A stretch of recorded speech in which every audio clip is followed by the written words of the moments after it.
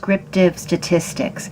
And recall I said the next type of statistics we're going to look at is inferential statistics. Well, we're going to take a little break from statistics in chapters 4, 5, and 6 and look at probability theory.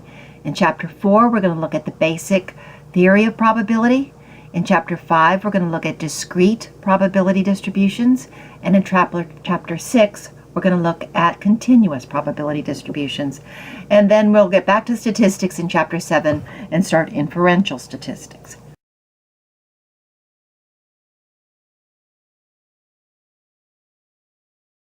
Let's start with the rare events rule, which says if the probability of something occurring is very small and the event occurs, then the assumption is probably not correct. So definitions: an event is a collection of results or outcomes. A simple event is an event that cannot be broken into simpler components. And the sample space is the collection of all possible simple events of a procedure. So for example, suppose my experiment is to roll a 6-sided die. An event might be roll an even number. A simple event might be roll a 2. Now notice roll an even number can be broken down into 3 simpler outcomes, such as roll a 2, roll a 4, or roll a 6. But rolling a 2 is simple because it cannot be broken down into any simpler components. The sample space for this experiment would be roll a 1, roll a 2, 3, 4, 5, or 6. Notation, we're going to let P stand for probability. Uppercase A, B, and C be events, and then we're going to let lower cases be the outcomes in the events. P parenthesis A is going to be read the probability of A. Different types of probabilities that we're going to look at. The first one is known as the relative frequency, and it is really only an approximation of probability. It's based on observed values. Then we say the probability of A is the ratio of the number of times A occurred to the number of times the trial was repeated. So for example, if I was using the relative frequency approach to probability to figure out what's the probability of rolling a 2 on a fair 6-sided die, I might roll the die 1,000 times and then just count the number of times that it landed on 2. So for example, this is an example of the relative frequency approach. Suppose a basketball player has made 30 of his last 50 attempted free throws. Estimate the probability the player will make the next free throw. Pause the video for just a minute and figure this out.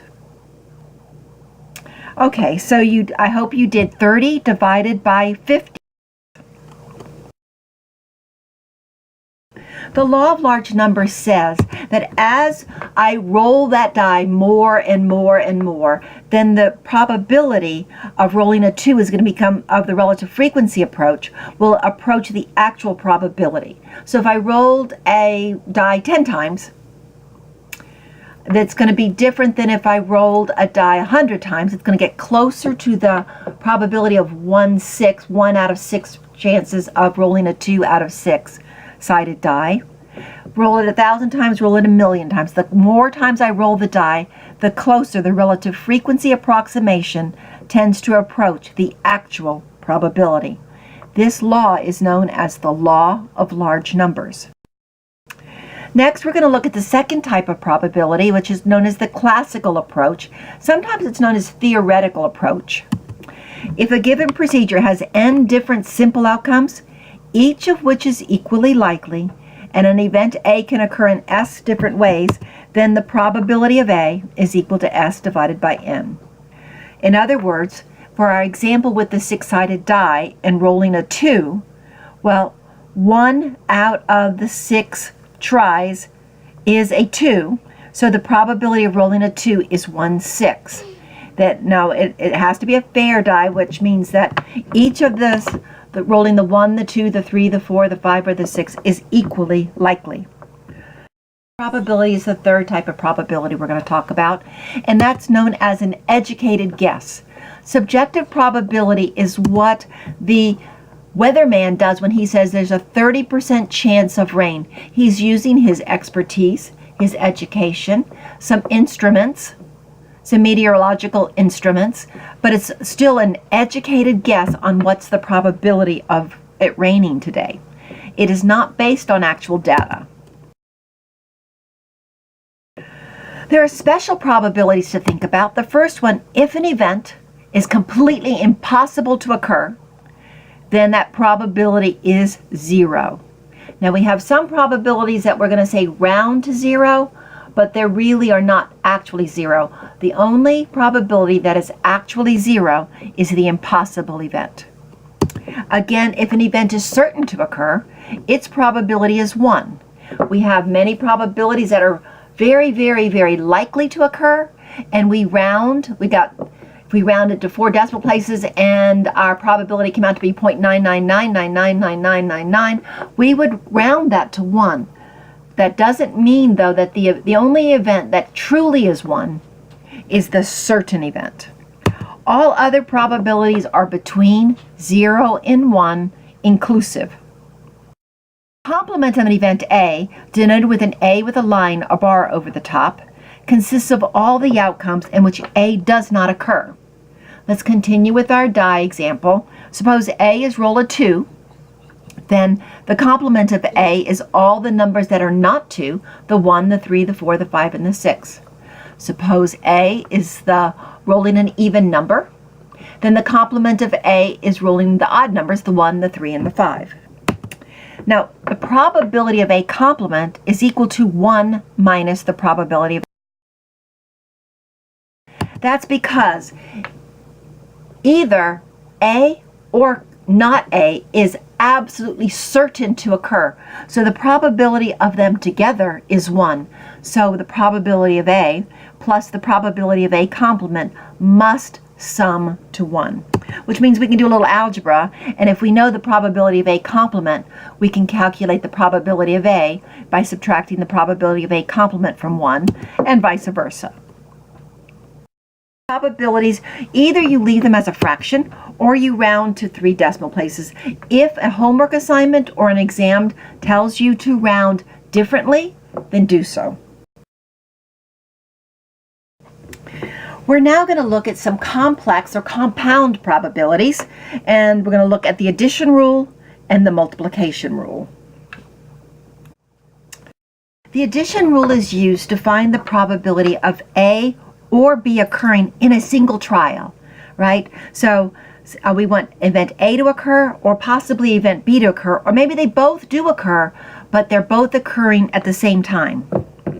So what's the probability? For example, suppose A is some customer buys coffee. Suppose B is a person buys donuts. But it's also possible for a person to buy coffee and donuts, right? So both could occur. So either the person went into Dunkin' Donuts and bought coffee, or the person went into Dunkin' Donuts and bought donuts, or the one person went in and bought both coffee and donuts. Both A and B mean that both A and B occur at the same time. So with my donut example, it means the same person purchased the coffee and the donuts at the same time. Then the formula, the addition rule, is the probability of A or B is equal to the probability of A plus the probability of B minus the probability of both A and B. Let me explain to you why we're subtracting this out. If I'm counting the probability of a customer going into Dunkin' Donuts and purchasing coffee or donuts, remember A is coffee, B is donuts. So A counts all the people that bought coffee. B counts all the people that bought donuts. But the people that bought both coffee and donuts got counted twice. The people who bought coffee and donuts got counted when we counted the coffee and when we counted the donuts. So I have to subtract them out once because they were added in twice. Example, a card is picked at random from a normal deck of cards. What is the probability that the card is either a 6 or a heart? Let me remind those of you who don't play cards very often, there are 52 cards in a deck. There are 4 suits, 2 colors, red and black. 26 red cards, 26 black cards. There are 4 suits, 2 red suits, 2 black suits. The 2 red suits are diamonds and hearts, and there's 13 diamonds and 13 hearts. The 2 black suits are clubs and spades, 13 clubs and 13 spades. All right, and then there's 4 of each color of the 6 of the numbers. So there's a 2 of hearts, a 2 of diamonds, a 2 of clubs, and a 2 of spades. All right, so pause the recording for just a minute and see if you can use the formula, the addition rule, to calculate the probability that the card is either a 6 or a heart. Okay, so now you're back. So there were 4 out of 52 sixes, correct? So if we count the number of sixes, there were 4 out of 52. The number of hearts was 13 out of 52. So if we add those together, we get 19 out of 52. But the 6 of hearts was counted twice.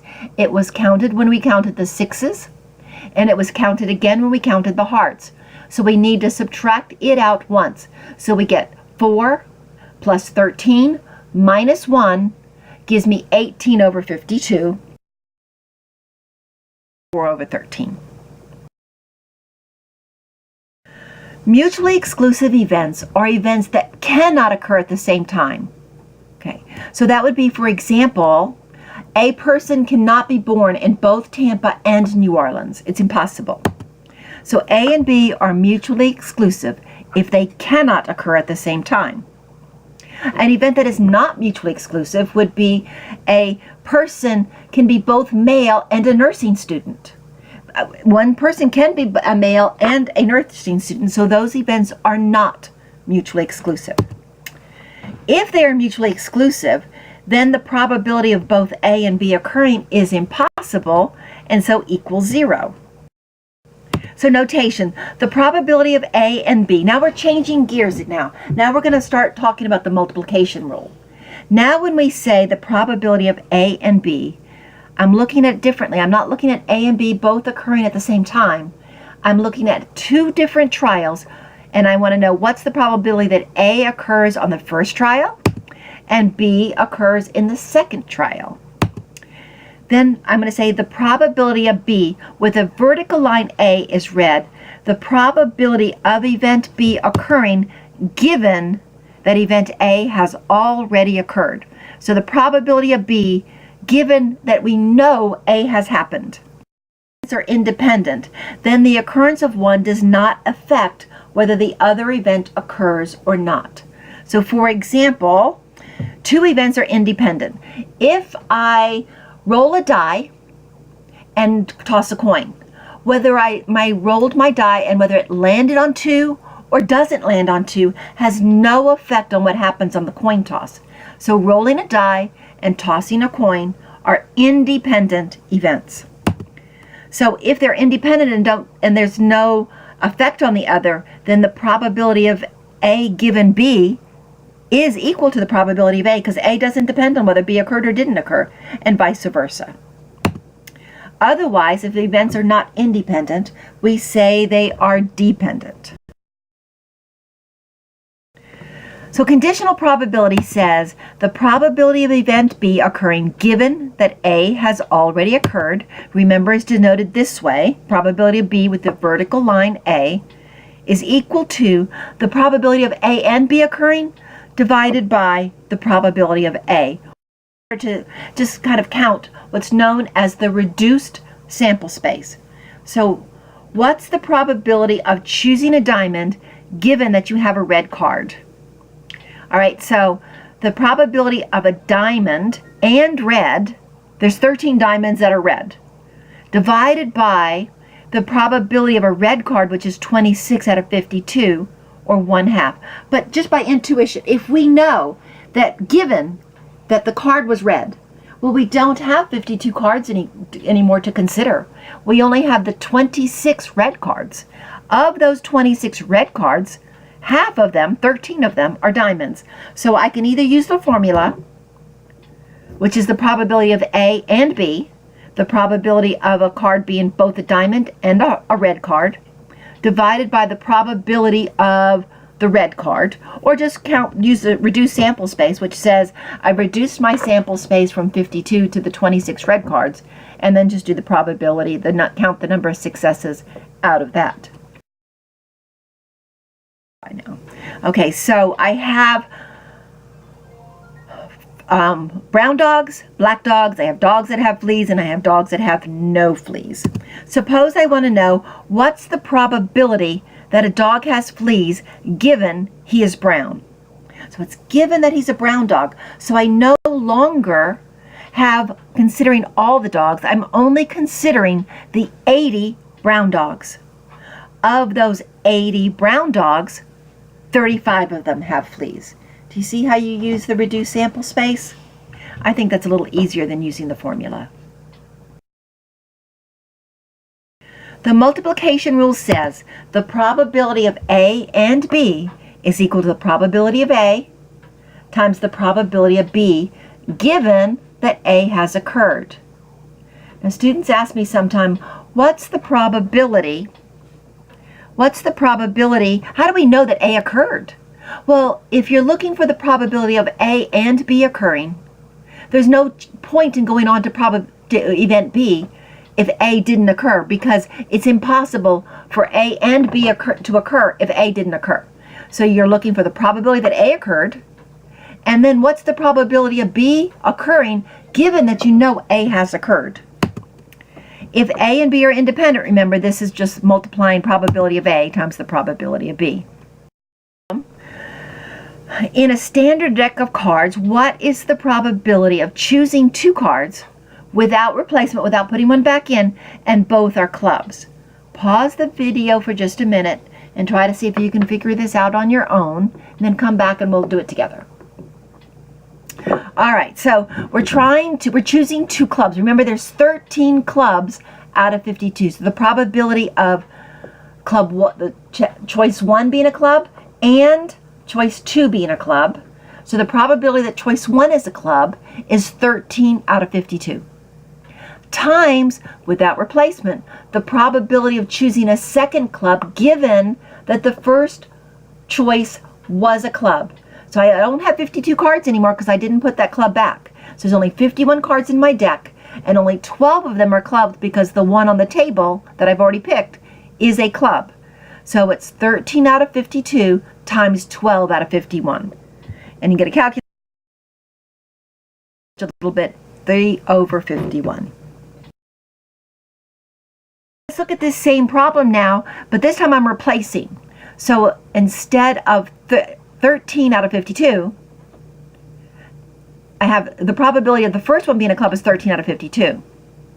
But instead of not putting the card back in, I put the club back in. So I still have 13 clubs in there and I still have 52.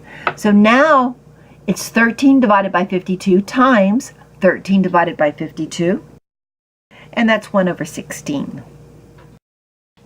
All right, so if we have a large enough sample size, we can treat dependent events without replacement are always dependent events.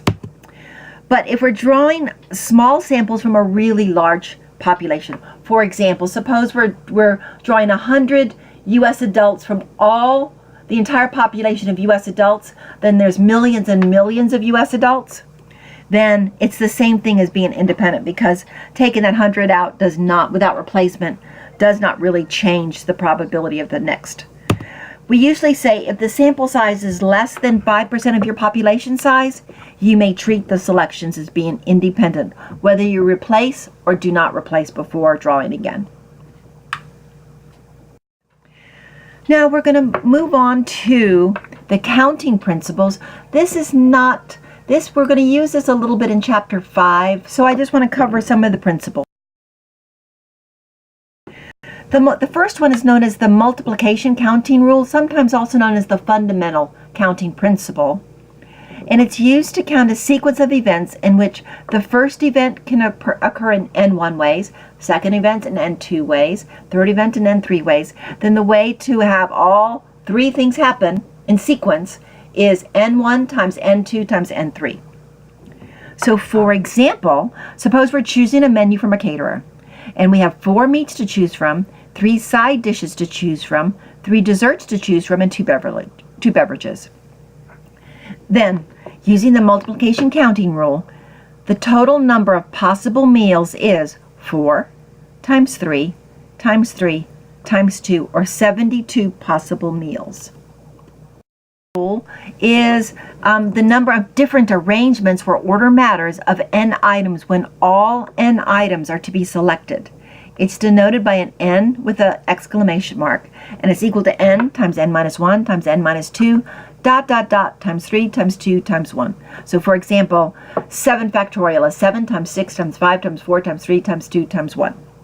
1 factorial is 1, but so is 0 factorial. Just a little aside. 0 factorial is also equal to 1. Suppose a salesman is to travel to 5 cities. How many different travel arrangements or possible orderings of these 5 cities are there? Well, he has 5 choices for the first city to go to. Then he only has 4 more to go to, so he has 4 choices for the next city. Then he has 3 choices for the next city, 2 choices, and then he only has 1 choice left. So he goes to that city, which is 5 factorial, which is 5 times 4 times 3 times 2 times 1, or 120 different ways that he can travel those 5 cities. Almost the same thing as factorials, but instead of choosing all n items, we're only going to select r of them out of the n items. So for example, an order always matters with permutations. So for example, suppose I have passcodes, and so if my passcode is 4321 and your passcode for your bank account is 1234, we have different passcodes even because the order we put them into the little machine matters. So if we wanted to figure out how many different ways can we select our items out of n items, it's n factorial divided by n minus r factorial. So how many different committees, now these committees are committees where it matters the order I pick. So let's say the first person I'm going to pick goes to the travel committee, and the second person I pick is going to go to the dinner committee, and so forth. So the order that I pick these committee members matters. So how many different can be arranged when I'm picking 5 volunteers from a group of 8? Well, it's 8 factorial divided by 3 factorial, which comes out to be 6720. There's permutations, except now order does not matter. Things that are an example of combinations are things like card hands. It doesn't matter whether I got the ace, the king, the queen, the jack, and the 10 in that order. All that matters is that in the end, after all the cards are dealt, I have the ace, the king, the queen, the jack, and the 10. So how many different test groups of 20 subjects can be selected out of 30 possible subjects? So it's 30 factorial divided by 30 minus 20, or 10 factorial times 20 factorial, which is a little over 30 million. That's the end of chapter 4 material. So now you may want to read the book again on chapter 4. You then do the assignments in the My Math Lab. There is no mini-tab lab for chapter 4. All right. Let me know if you have questions on any of this material or any of the homework.